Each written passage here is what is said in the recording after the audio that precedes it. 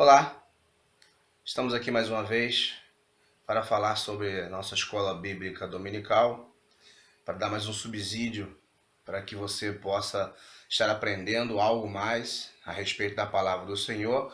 Neste trimestre estamos estudando sobre aquilo que cremos, né? Sobre aquilo que temos como verdade, né? Na nossa vida espiritual, nosso relacionamento com Deus. E a lição dessa semana fala sobre a Trindade, né? O título da lição é A Santíssima Trindade, um só Deus, três pessoas. Será que é isso mesmo? Será que é desse jeito mesmo que a coisa é dentro da Escritura? Será que realmente a gente pode considerar que existe essa questão de haver um só Deus e três pessoas diferentes na mesma divindade dentro de um mesmo Deus? Será que é isso que a Escritura ensina? Será que é isso o que a gente realmente tem que entender? Ou será que a Escritura mostra pra gente de uma outra forma, de um outro jeito? Nesta aula, nós vamos poder entender um pouco mais a respeito disso, tendo um olhar dentro da história, dentro do que aconteceu, dentro de como esse dogma trinitariano surgiu e como que isso se desenvolveu até hoje, por que isso tudo é um tabu, por que isso tudo é um grande problema quando se fala sobre isso. Gera-se muito desconforto, gera-se muitos problemas e nós não precisamos ter medo de falar a verdade do que a palavra fala. Mesmo que alguém vai dizer que você está errado, mesmo que alguém vai dizer que eu estou errado, mas a verdade é o que a Escritura diz. O que a Escritura diz é o que a gente tem que se pautar e basear. Às vezes até as pessoas tentam mostrar na Escritura que ela afirma o que eles querem, né? Mas assim também tantas outras coisas querem fazer isso. Em tantos outros momentos da nossa vida querem provar através da Bíblia algumas coisas que a Bíblia não diz, usando versículos isolados, mas quando você olha alguns textos dentro do seu contexto, e principalmente dentro do contexto judaico, a Bíblia é um livro judaico. A Bíblia é um livro que foi escrito para o povo judaico no primeiro momento e depois ela foi passando para nós. A Igreja de Cristo ela é enxertada na raiz que é o povo de Israel. Então nós temos que entender o conceito judaico da Escritura, nós temos que entender o conceito original, a estrutura original, para que a gente possa assim estar entendendo verdadeiramente o que a palavra de Deus diz para mim e para você. E eu não vou fugir disso. Nessa aula não vou fugir desse tema, tá bom? Então vamos lá. O textual dessa revista fala para nós, né? Portanto, ide e ensinai todas as nações, batizando-as em nome do Pai, e do Filho, e do Espírito Santo. Está lá em Mateus capítulo 28, versículo 19. A doutrina trinitariana se baseia em que há Deus Pai, Deus Filho e Deus Espírito Santo. Todos eles sendo Deus e havendo somente um Deus. Quando a gente olha para isso, a gente fica com a cabeça meio confusa. E isso é comum acontecer. E a própria teologia vai dizer isso para cada um de nós. Que é difícil de entender como Deus é verdadeiramente, que a nossa mente finita, a nossa mente não consegue entender bem o que Deus é de verdade, né? Mas o que a Escritura tem a dizer a respeito disso? É isso que nós temos que entender. Na verdade prática da revista diz para nós o seguinte, é o credo, né? Parte do credo niceno, tá? E eu vou trazer para você alguns subsídios a respeito do credo niceno. A verdade prática diz assim: cremos em um só Deus, eternamente subsistente, em três pessoas distintas, o Pai, o Filho e o Espírito Santo, iguais em substância, glória, poder e majestade. E eu vejo, quando eu leio esta parte do dogma do credo niceno, quando eu vejo isso, eu vejo um problema, né? Quando a gente, dentro da Escritura, você vê Deuteronômio capítulo 6, versículo 4, o Shema de Israel, né? Shema, ouve Israel, o Senhor nosso Deus é o único. Quando eu olho para essa parte do credo niceno e eu vejo o Pai, o Filho e o Espírito Santo iguais em substância, glória, poder e majestade, eu olho para cá e eu tenho certa dificuldade de entender, eu tenho certa dificuldade de conseguir observar qualquer coisa que não seja três deuses. Aí alguém vai falar para você que, porque isso aí é um mistério. Isso não é mistério. Isso não é mistério. Eles simplesmente não conseguiram explicar. E aí, como não se consegue explicar, se fala que é mistério. Só que o que a Escritura tem falado para mim e para você? Vamos observar primeiro, o que a Bíblia diz para nós a respeito das pessoas. A respeito das pessoas, tá bom? E aí a gente vai analisar aí um pouco disso daí. Deus, quem é o Pai? O Pai é o Deus criador de todas as coisas. É aquele a quem o Shema declara para mim e para você. O Shema, Deuteronômio 6,4, fala para nós: ouve Israel, o Senhor, nosso Deus é o único Senhor. Shema Israel, Adonai Eloheinu, Adonai Echad. Isso é o que o Shema diz para nós. Ele fala de um único Deus. O grande problema em se observar, em se olhar para a doutrina trinitariana, é que a doutrina trinitariana foi criada, foi cunhada pela cultura greco-romana, pelas pessoas da cultura greco-romana. E aí a gente para e a gente pensa, a gente percebe, a gente vai refletir em cima disso daí, como isso acontece, como isso aconteceu, que simplesmente a cultura greco-romana, ela é dicotomista. A cultura greco-romana, ela olha sempre dois lados, o lado bom, o lado mau, preto ou branco, algo que é benéfico ou algo que é maléfico. Então é sempre a dicotomia, corpo e alma. É sempre uma dicotomia. E a Bíblia, a Escritura Sagrada, que é um livro judaico, ela não dá para nós ela é muito mais do que isso. A Bíblia, ela vai mostrar para nós que é muito mais. Alguém não é simplesmente bom ou mal. Algo não é simplesmente ruim ou bem. Algo não é simplesmente preto ou branco. Existem aí uma escala, existe aí um degradê de situações, de coisas que acontecem e que faz com que as coisas não sejam simplesmente dicotômicas.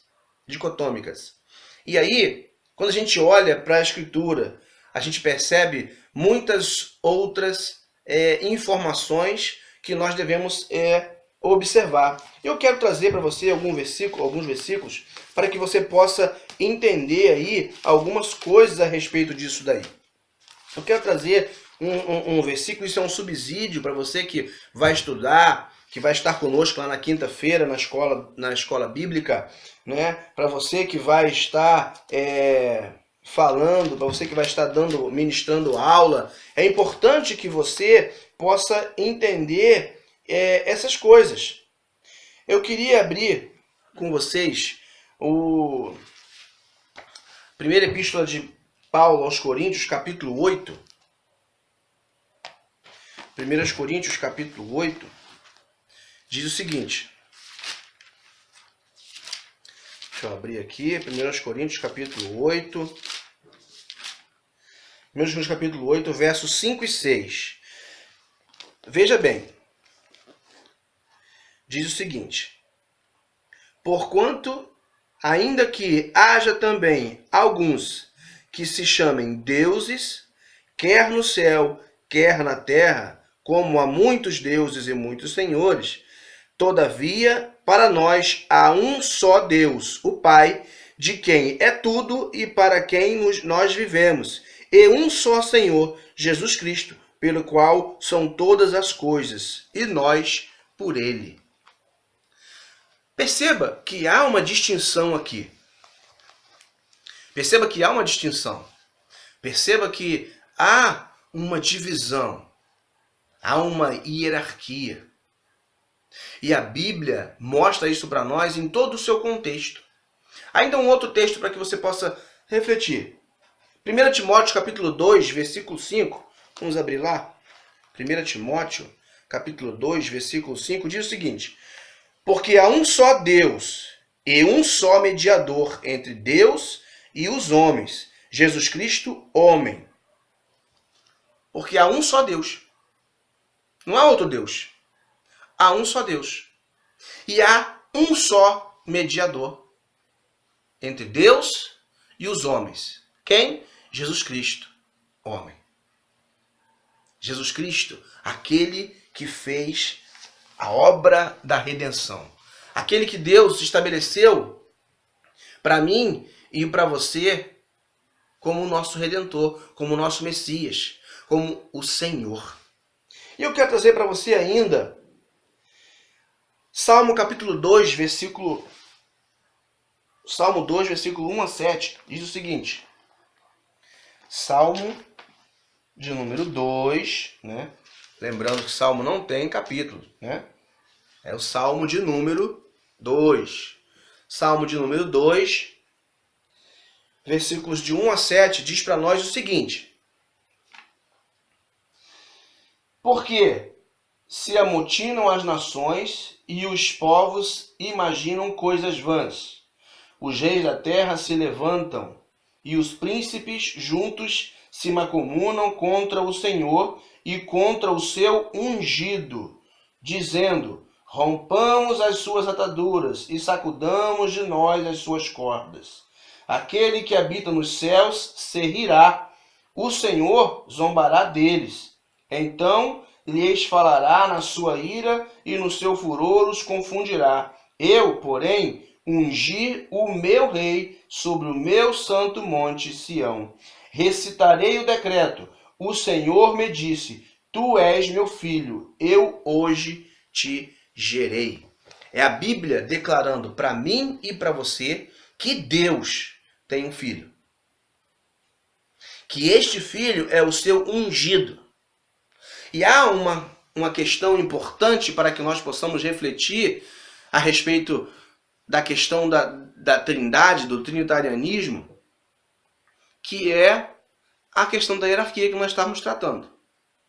Mas vamos fazer aqui, eu já comecei a dar para vocês algumas coisas para que vocês possam pensar. Provérbios capítulo 30, versículo 4. Quero pegar também esse texto com você.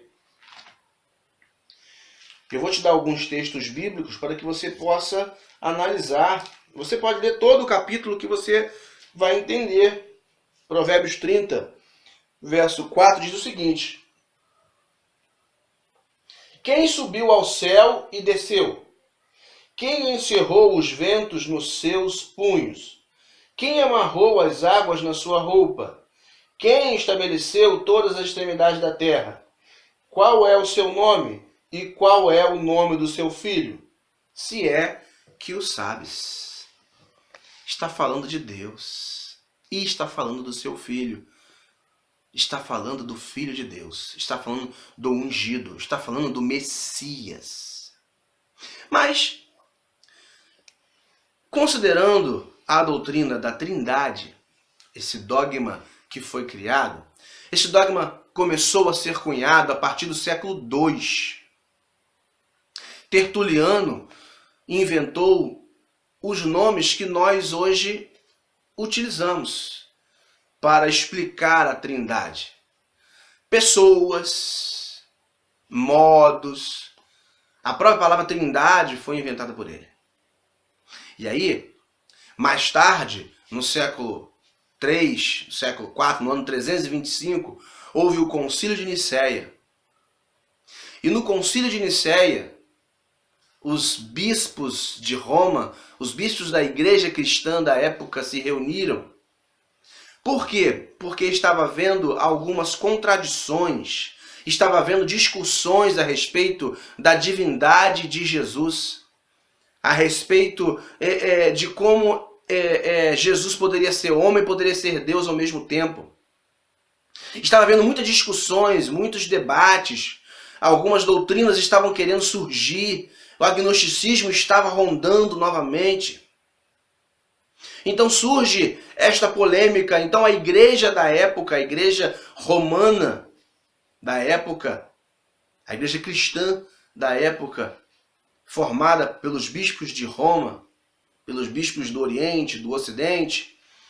E interessante que nesse concílio, os bispos judeus, os cristãos messiânicos, dirigentes, coordenadores de igrejas, não foram convidados para essa reunião. E aí, nessa reunião, começou-se a gerar, a cunhar aí a doutrina da Trindade que nós conhecemos hoje. Ela se foi desenvolvendo ao longo dos séculos. Mas nesse concílio, Constantino estabeleceu a doutrina da Trindade, firmou como a autoridade da igreja e disse que qualquer um que não acreditasse seria excomungado da igreja. O que é ser excomungado? É ser expulso. A pessoa seria exilada, porque ninguém ajudava um excomungado da igreja. Ninguém ajudava um excomungado da igreja. E ainda mais, se a pessoa tivesse livros escritos, tivesse obras escritas, ou se permanecesse ensinando e falando sobre isso, essa pessoa seria morta. Daí todo esse preconceito contra as pessoas que vão contra esta doutrina, contra este dogma. Daí ser um tabu tão grande falar contra a doutrina da Trindade. Todos os livros concordam que é um mistério, todos os livros de teologia sistemática vão concordar que é uma coisa que não tem como explicar, mas as explicações que eles dão sempre são muito enroladas.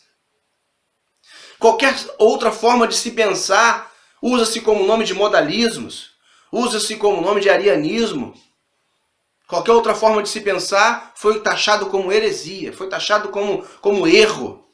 Porque o certo é pensar que há um só Deus, que forma um só Deus, formado por três pessoas distintas e diferentes. Só que eles não param para pensar que o Espírito Santo é o Espírito de Deus. E Deus é Espírito. Deus é Espírito. Deus se manifesta em Espírito. Deus age em Espírito, porque Deus é Espírito. Então o Espírito Santo é Deus. O Espírito Santo é o mesmo Deus. É o Espírito de Deus. E Jesus? Jesus é o Filho de Deus. Ele é divino. Recebe adoração, mas ele não é o Pai. Ele não é Deus Pai. E aí as pessoas se confundem nos seus conceitos. E aí o credo niceno vai falar para mim e para você aquilo que nós lemos aqui na Verdade Prática. Pessoas distintas, Pai, Filho, Espírito Santo, iguais em substância, glória, poder e majestade. Se a gente parar para refletir desse jeito, a gente acaba entrando num conceito que a Bíblia condena, a idolatria. A idolatria. Mas vamos seguir em frente. Vamos falar um pouco mais sobre isso daí. Na nossa revista, estabelece-se como leitura bíblica 1 Coríntios capítulo 12, versículo 4 a 6. E também 2 Coríntios capítulo 13, versículo 14. Que ainda é raro aqui voltar no capítulo 13, versículo 13. Mas eles querem falar sobre a bênção apostólica, e a bênção apostólica está no versículo 14. Então vamos lá. 1 Coríntios capítulo 12, versículo 4 a 6 diz o seguinte: Ora, há diversidade de dons, mas o Espírito é o mesmo. E há diversidade de ministérios, mas o Senhor é o mesmo. E há diversidade de operações, mas é o mesmo Deus que opera tudo em todos. E aí querem usar esse texto para corroborar a questão do dogma trinitariano. Se a gente pega aí, confere todo o contexto dele, todo o conceito dele, você vai entender do que Paulo está falando. Mas, vamos lá. 2 Coríntios capítulo 13, versículo 14. A graça do Senhor Jesus Cristo e o amor de Deus e a comunhão do Espírito Santo sejam com vós todos. Amém. Essa é a bênção apostólica, em que o próprio autor da revista vai falar para nós, o seguinte, que essa saudação final não é comum nas epístolas paulinas. Não parece haver aqui intenção de explicar a doutrina da Trindade. Trata-se do pronunciamento habitual do ministro de culto ao despedir os fiéis no fim das reuniões das primeiras décadas da história da igreja. E aí ele completa, se puder ser confirmado, a gente vai entender. Se puder ser confirmado, mas não pode. Não pode ser confirmado, porque não é isso que a Bíblia está estabelecendo para nós. Não é isso que a Bíblia estabelece para nós. Na nossa aula, a gente vai ver, eu vou mostrar para vocês o desenho de como é o entendimento da doutrina trinitariana. Eu vou mostrar aqui para vocês o desenho. Eu fiz mais ou menos aqui um desenho aqui. Ó, esse aqui é o desenho. Ó. Deus, Pai, Filho e Espírito Santo. O Pai é Deus, eles dizem. O Filho é Deus, o Espírito Santo é Deus.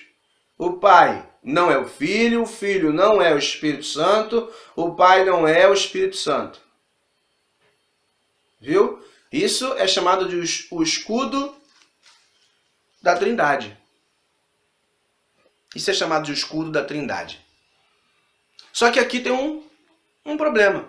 Eu tomei esse estudo com base num ensinamento, numa palestra do professor Mateus Andona, rabino messiânico, do Ministério Ensinando de Sião. E aqui há um problema. Há um problema, que é a falta da hierarquia que nós estávamos falando no início desse vídeo. E na nossa aula a gente vai entender isso daí melhor, a gente vai tentar explicar isso melhor. Então isso aqui é uma chamada, isso aqui é algo para você começar a pensar. Olhe para a sua revista, leia o que a revista fala para você, mas vá para a Bíblia. Confira na Escritura. Você que não vai poder estar na aula, você que vai estar assistindo esse vídeo, procure saber mais a respeito de tudo isso. Porque quando eu e você pegamos a história para entender, esse dogma todo foi formado apenas filosoficamente. Nenhum dos autores, eu peguei alguns livros, eu usei este livro aqui como uma boa fonte de pesquisa. Teologia sistemática, filosófica e histórica, ou histórica e filosófica. Uma introdução à teologia cristã, de Alistair E. McGrath. Eu usei este livro aqui, Conhecendo as Doutrinas da Bíblia, de Meyer Pillman. São livros excelentes. Mas, quando eles vão explicar o conceito da doutrina trinitariana, esse outro aqui trouxe todo o relatório, de como foi formada a doutrina. As filosofias, a justificativa filosófica para cada ponto. Porque isto é uma coisa, porque não é, porque é fácil, porque é um dogma, porque que foi criado. Não foi usado texto bíblico. Os homens lá atrás, Agostinho, Tertuliano, eles criaram todas essas coisas, Calbart, mas bem mais tarde, agora já perto da gente, no século XX, foram criados, esses dogmas, essas coisas foram criadas, tudo filosoficamente. É bom a gente entender? É bom entender. É bom saber? É bom ler? É bom ler. Mas o mais importante de tudo é você saber o que a Escritura diz para mim e para você.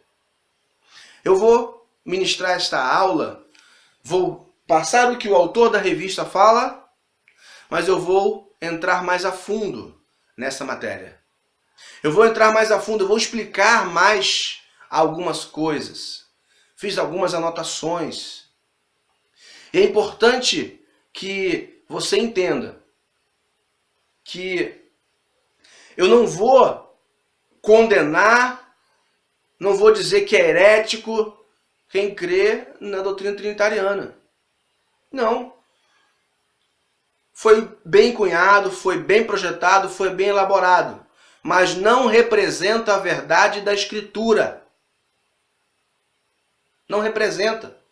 E quem decide permanecer crendo nesse dogma, a única coisa que eu posso dizer, como o professor Zandona falou, é que vai deixar de estar conhecendo a plenitude da Escritura, a plenitude de Deus, a plenitude do conhecimento de Deus para a sua vida.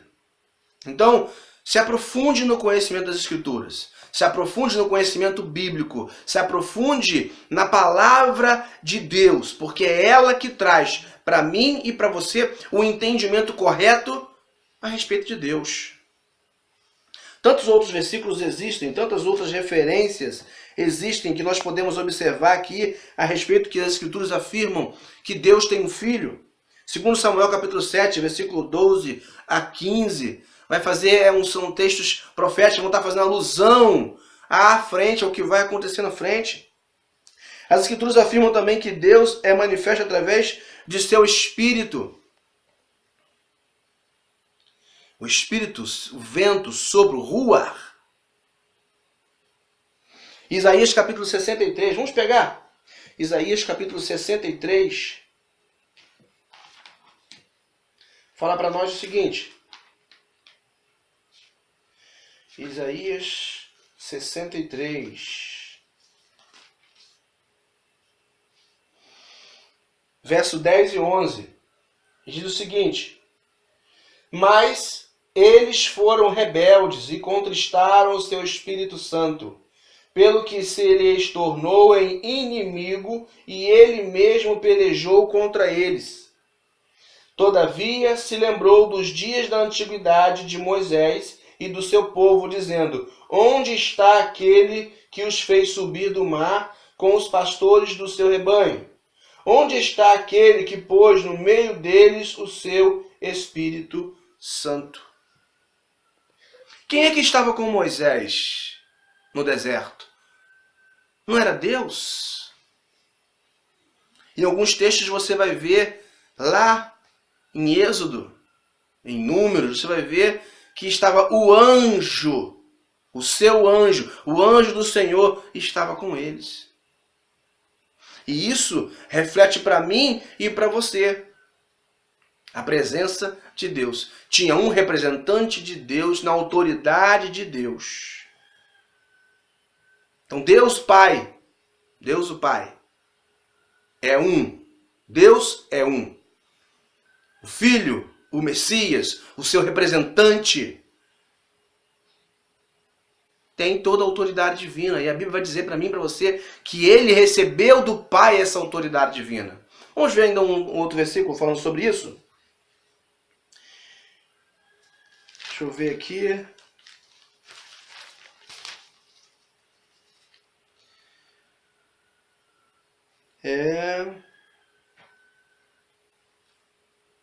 Olha só. A gente pode pegar aqui Miqueias capítulo 5, versículo 4. Miqueias capítulo 5, versículo 4. Vai dizer para nós o seguinte. Olha que interessante. E ele permanecerá e apacentará o povo na força do Senhor, na excelência do nome do Senhor, seu Deus. E eles permanecerão, porque agora será ele engrandecido até aos fins da terra. E este será a nossa paz, quando a Assíria vier à nossa terra e quando passar sobre os nossos palácios. Levantaremos contra eles 7 pastores e 8 príncipes dentre os homens. O versículo 5 estava falando a respeito do Messias. Estava falando a respeito do Messias. Ainda outro texto, 1 Pedro capítulo 1, versículo 3. Vamos lá. 1 Pedro, primeira epístola de Pedro.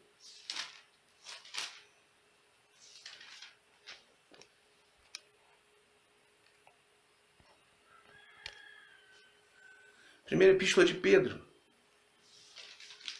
Diz o seguinte. Capítulo 1, versículo 3.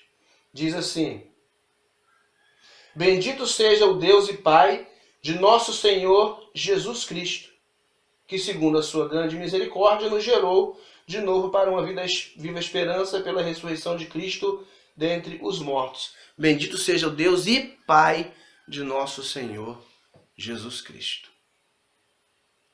Então, dá para a gente entender aí que é muito mais do que esse dogma estabelece para nós. E a revista vai dizer aí que a unidade da Trindade, vai falar sobre a unidade da Trindade, vai falar sobre a bênção apostólica, né?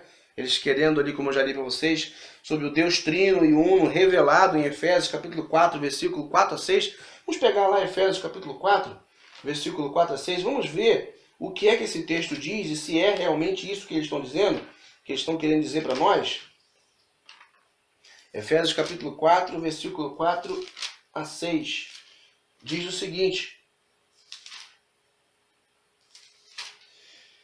Diz assim: há um só corpo e um só espírito, como também foste chamados em uma só esperança da vossa vocação.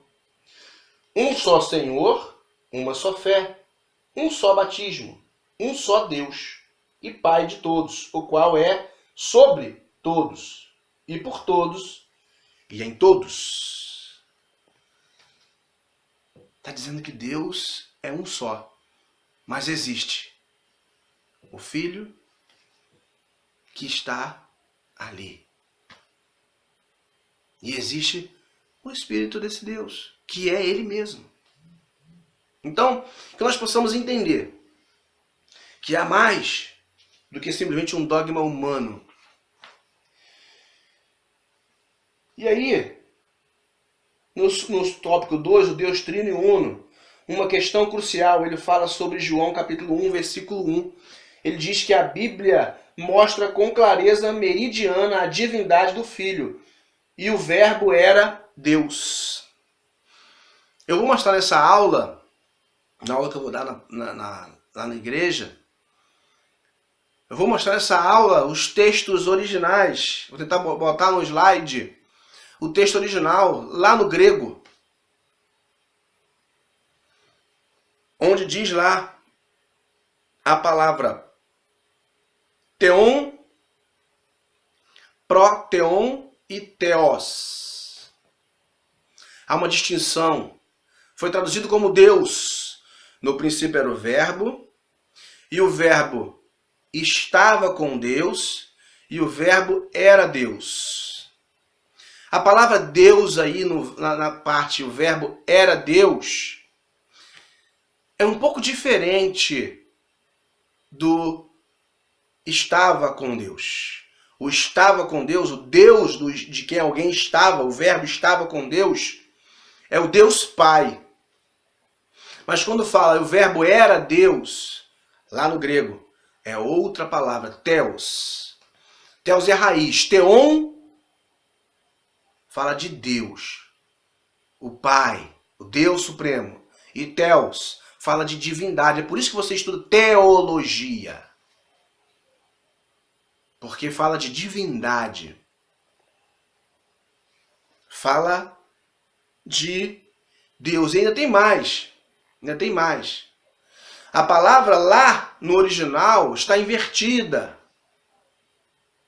E o verbo era Deus. Lá no original não está escrito assim. Lá no original está escrito: e Deus era o verbo.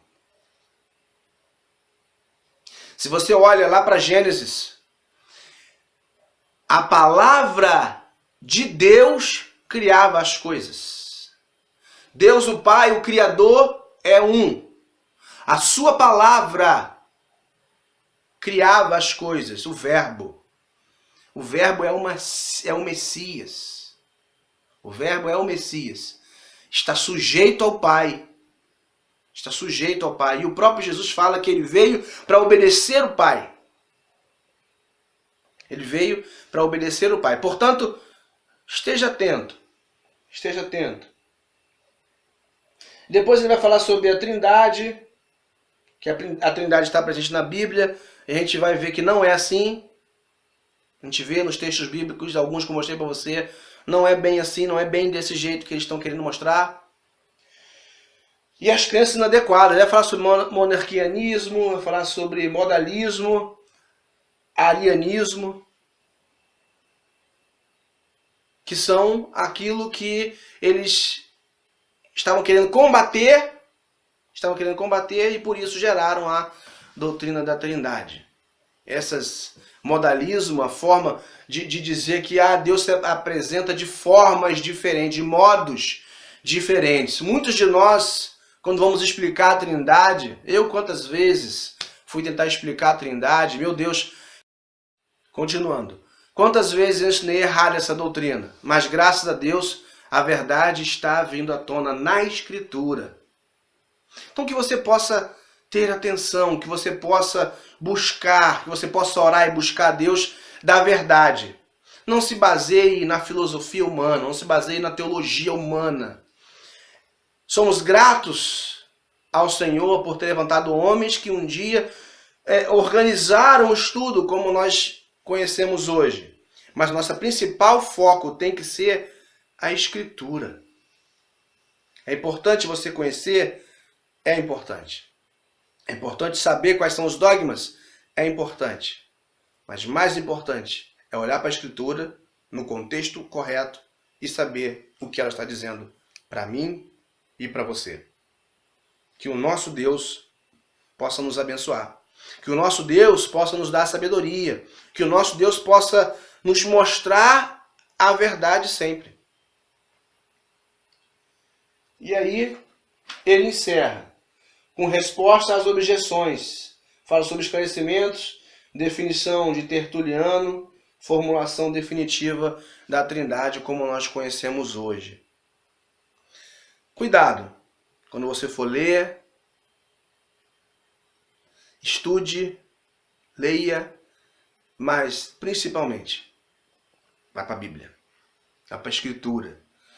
Nós vamos nos encontrar na Igreja Batista Monte Santo na quinta-feira, nós estaremos lá e que Deus possa te abençoar. Você que estará assistindo esse vídeo pelo YouTube, pela internet, pelo Facebook, que você possa ser abençoado e que você possa chegar ao conhecimento da verdade, da palavra do Senhor. E em brevemente pode ser que eu volte com mais alguns esclarecimentos a respeito deste assunto. Que Deus nos abençoe em nome de Jesus.